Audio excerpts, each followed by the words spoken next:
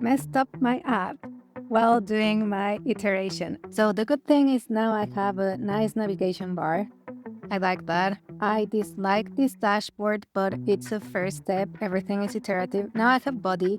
Within body, I can have my morning stretch, my morning walk, my total steps, and my workouts, my body scans. And for pro features, basically you can capture your pictures in there.